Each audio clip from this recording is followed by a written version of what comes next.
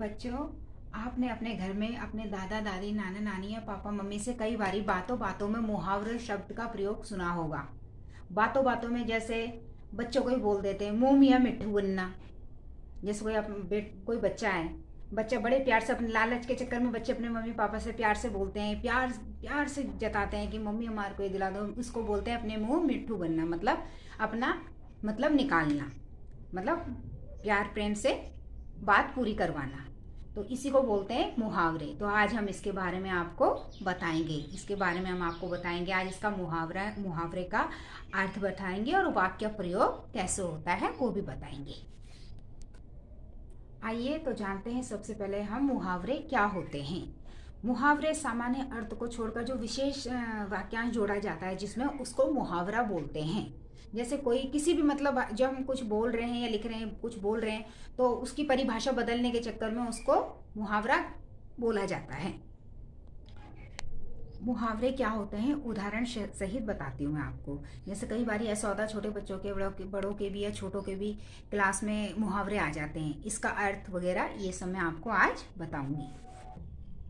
मुहावरे जैसे नंबर 1 अंधे की लाठी। अब इसका अर्थ बताएंगे हम। बेसहारे का एकमात्र सहारा, जैसे हो गया बेसहारे का एक मात्र सहारा। ठीक है, इसका मतलब हो गया, इसका प्रयोग वाक्य प्रयोग हो गया। जैसे उदाहरण जैसे कई बार बोल देते हैं कि श्रवण, जिसका वो हो गया जैसे श्रवण अपने बूढ़े माता पिता के लिए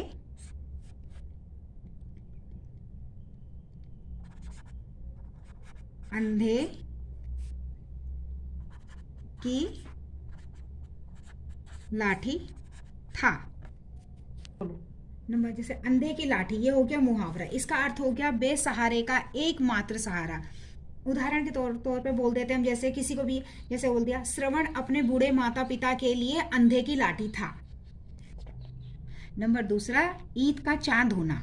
अब इसका अर्थ है बहुत दिनों बाद दिखाई देना। जैसे बहुत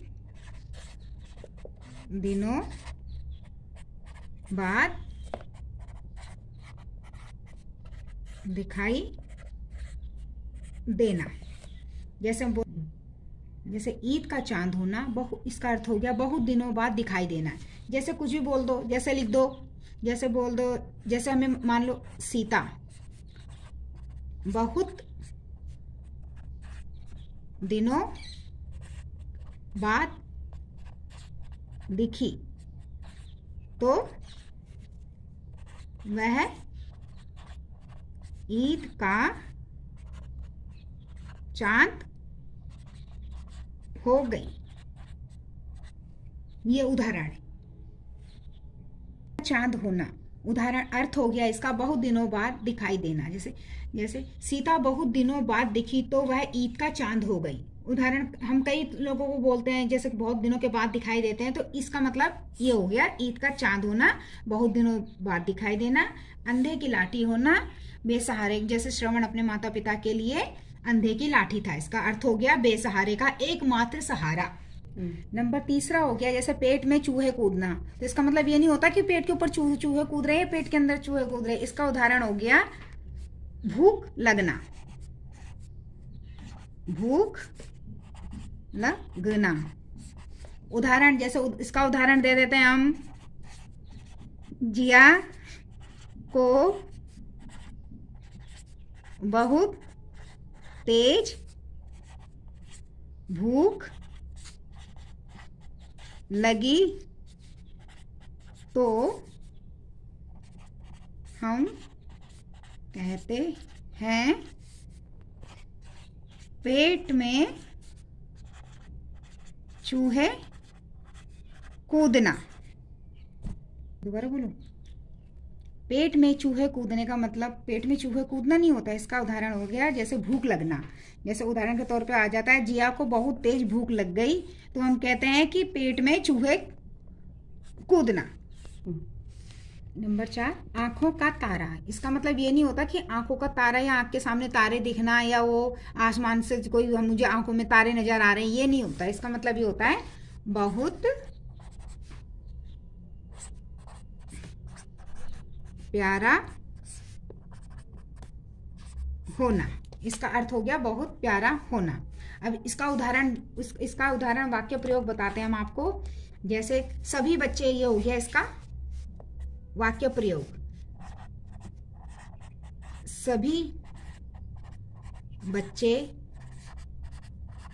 अपने माता पिता की आंखों का तारा होते हैं।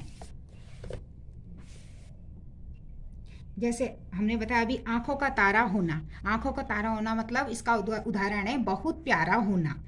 इसका वाक्य प्रयोग हो गया सभी बच्चे अपने माता पिता की आंखों का तारा होते हैं। 5वां मुहावरा है आंखें दिखाना। आंखें दिखाने का मतलब ये नहीं होता कि हम आंखें दिखा रहे हैं किसी को या घूर रहे हैं। आंखें दिखाने का मतलब ये नहीं होता। आंखें दिखाने का मतलब हो गया, इसका अर्थ हो गया क्रोध प्रकट करना। जैसे हम गुस्से में देखते हैं किसी को, कोई बच्चा कहना नहीं मानता, जैसे बच्चों को आंखें दिखाते कि नहीं करना, तो कोई बच्चे समझ जाते हैं। इसका मतलब होता है आंखें दिखाना, क्रोध प्रकट करना। का अर्थ हो गया क्रोध प्रकट करना। क्रोध प्रकट करना। इसका मतलब ये नहीं होता है। इसका हम वाक्य प्रयोग करेंगे। इसका वाक्य प्रयोग है जैसे